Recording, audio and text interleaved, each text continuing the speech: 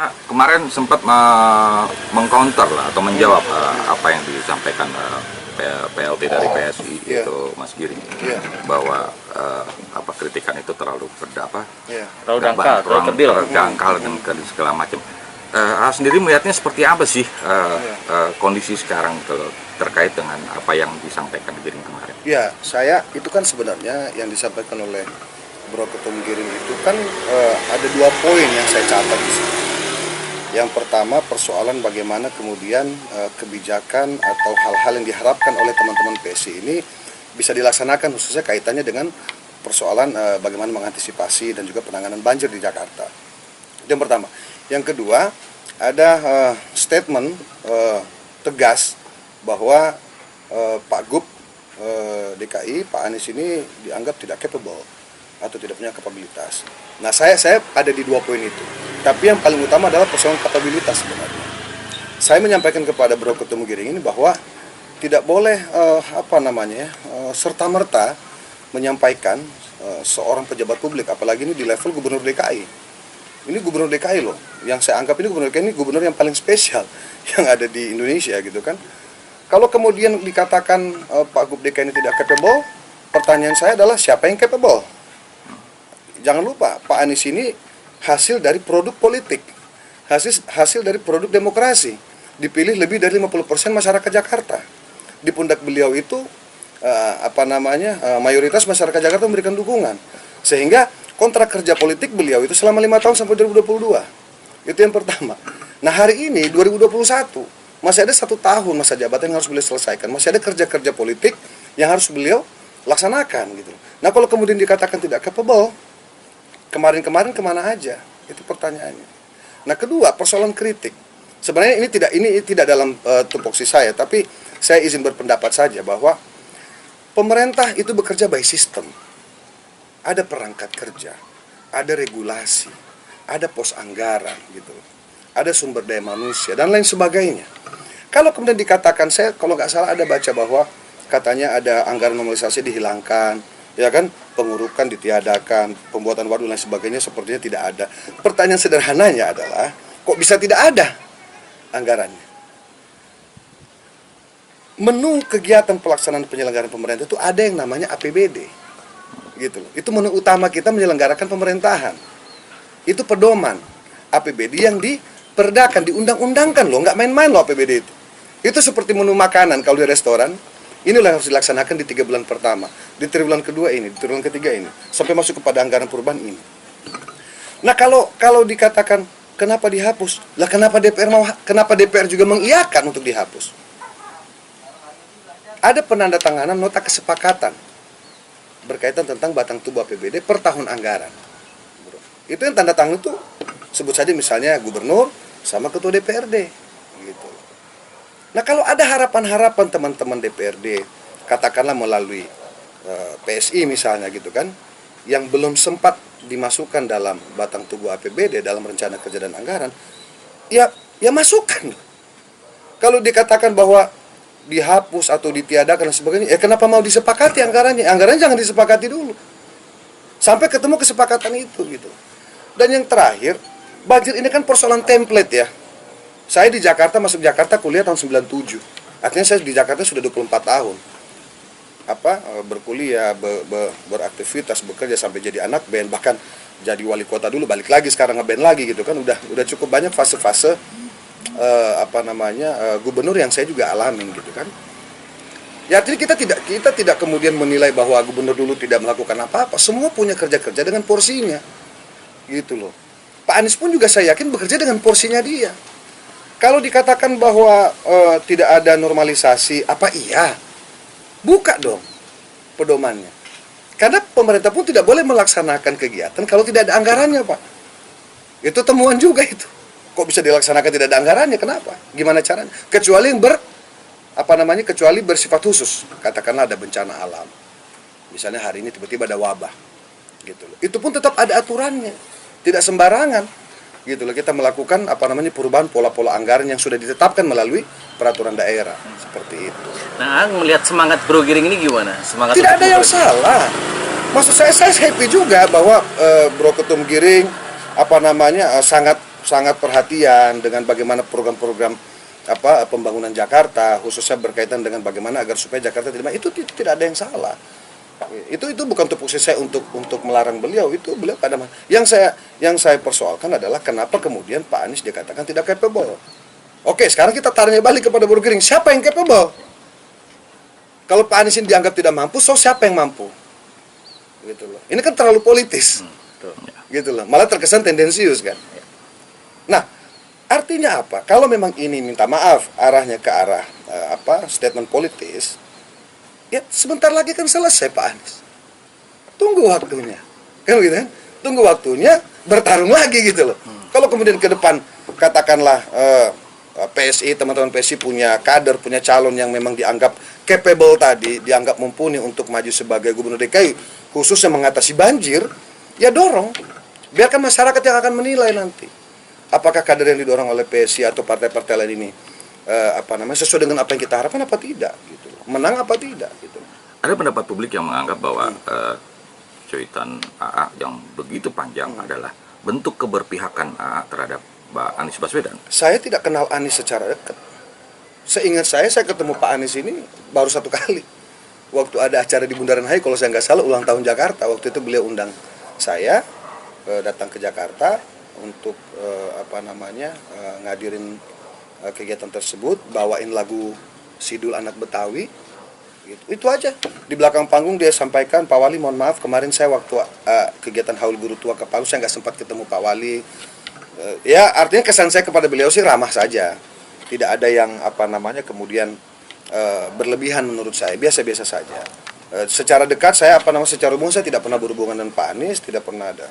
Jadi ini tidak ada maksud bahwa saya berada di pihak Anies atau enggak lah. Kalau kemudian kita tidak suka dengan pemimpin pencitraan, kita sepakat persoalan itu. Kita tidak ada yang suka pemimpin pencitraan. Kemudian kita bahwa pemimpin itu seakan-akan tidak bekerja gitu ya. Kita sepakat, kita tidak mau pemimpin itu harus bekerja, kan begitu. Tapi yang menjadi persoalan sekarang ada bahasa kapabilitas. Gitu loh, tidak capable, tidak berkemampuan untuk menjadi gubernur, tidak berkemampuan untuk melaksanakan penyelenggaraan pemerintahan di Jakarta. Nah, terus yang capable siapa? Yang mampu itu siapa? Kita pengen tahu dong. Menurut Bro Ketum Giring yang mampu ini siapa? Kan gitu. Kasih solusi dong. Oke, Pak Anies kita keep, simpan. Anggap beliau tidak mampu. Siapa yang mampu? Bagaimana mengujinya? Apa alat ukurnya? Kan debat publik, proses-proses pilkada kemarin kan sudah ada. Cukup panjang kan saya kira kan. Ya, bagaimana debat, semua menyampaikan visi dan misi dan lain sebagainya. Jadi saya kira Pak Anies ya sudah memenuhi proses itu dan faktanya beliau sudah mendapat amanat dari masyarakat untuk melaksanakan tugas itu. Jadi Gitu. cuitan yang kemarin lebih kepada Naluri sisi saya aja. AA sebagai Iya. seorang Iya. mantan kepala wilayah ya. Iya, itu satu ya naluri politik sih sebenarnya. Gitu loh. Karena saya anggap Bro Ketum Giring ini kan statement politik. Ya. Setiap statement penyampaian yang dikeluarkan oleh seorang dalam posisi ketua umum. Ketua umum ini Bro dalam struktur bernegara, ini presiden. Gitu. Jadi di partai ketua umum itu presiden, ngerti gak? Dalam struktur bernegara, struktur kenegaraan. Jadi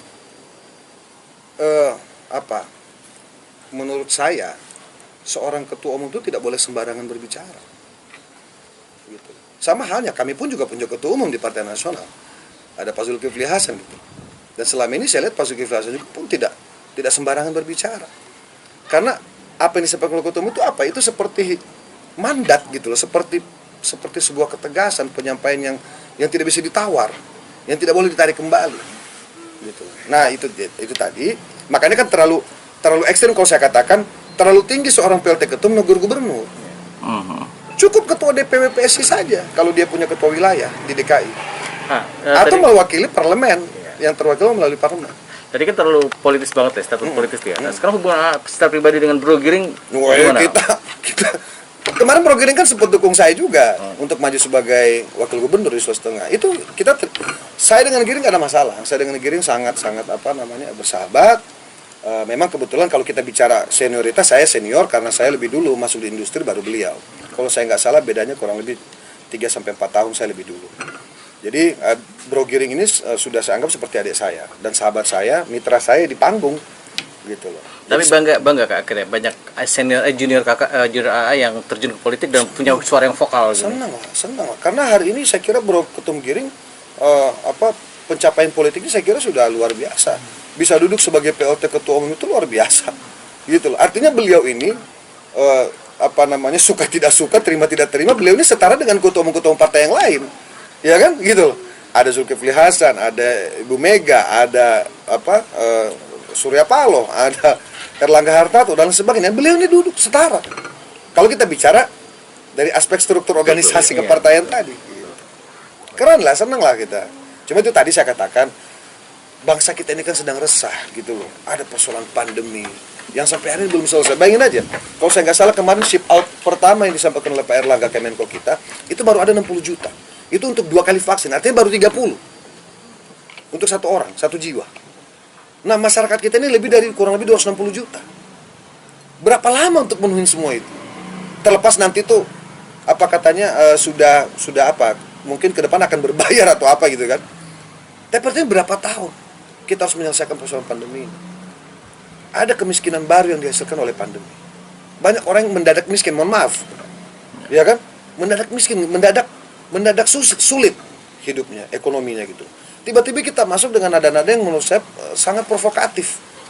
Ngapain? Kenapa? Kenapa nggak tunggu dulu? Ayo kita turun dulu, kita keroyok dulu rame-rame nih. Ini banjir nih. Ayo kita saring ke airnya, kita apain ke airnya ini, atau kita bantu ke yang korban banjir. Itu dulu. Nanti setelah sudah selesai, panggil dong. Itu kan DPR punya kewenangan memanggil siapa yang mengurus banjir misalnya. Katakanlah BPBD, katakanlah Dinas PU, termasuk Dinas Perhubungan di dalamnya untuk jalur-jalur jalan dan sebagainya. Undang mereka, ini kenapa bisa begini? Penasaran? Undang Pak Gubernur, hearing. Pak Gub, kenapa? Kok bisa kayak gini Pak Gub? Kita nggak enak loh sama warga kita ini, dapil kita gini. Dan ingat loh, Pak Gubernur punya 5 wali kota administratif. Kok tidak pernah dibahas barang ini? Gitu loh. Wali kota Jakarta, Jakarta Pusat, Jakarta Timur, Jakarta Barat, Utara, Selatan. Ini ada loh 5 ini. Ini perangkat kerja Pak Gubernur. Kok nggak pernah ada yang nanya wali kotanya, walaupun sifatnya administratif? Bener nggak? Betul. Kok kita nggak pernah lihat ini ada wali kota turun misalnya? Saya nggak tahu gitu kan. Artinya, kenapa tadi saya katakan kembali lagi ke awal, bahwa ini ada sistem, ada mekanisme pemerintahan yang berjalan. Tidak demikian kemudian bahwa seolah-olah siapapun yang mengkritik itu, ini tidak bagus, kok begini, wah ini nggak mampu. Nggak boleh begitu dong. Harus kita kedepankan politik santun. Ini Jakarta, ingat loh, ini Jakarta, ini jendela dunia, ini etalasenya Indonesia. Rusaknya Jakarta, rusaknya Indonesia menurut saya loh ya. Gitu loh. Bayangin aja di sini ada presiden loh yang tinggal di Jakarta ini. Semua lembaga negara ada di sini. Nah, kalau kemudian ada provokatif kita kedepankan berkaitan tentang penilaian kita terhadap seorang gubernur misalnya yang hari ini sedang bekerja, saya kira kurang tepat. Gitu. Sedikit. Mau agak ke situ dikit? Nggak apa-apa, di sini aja. Okay. Terkait menyampaikan kritik secara santun dalam konteks seorang pejabat politik ya, seperti apa sih sebaiknya? Menurut saya ini contoh, kalau kayak kemarin misalnya Pak Gubernur, hari ini kita tahu bahwa misalnya Jakarta sedang dilanda banjir. Apa yang bisa PSI lakukan untuk membantu Pak Gubernur?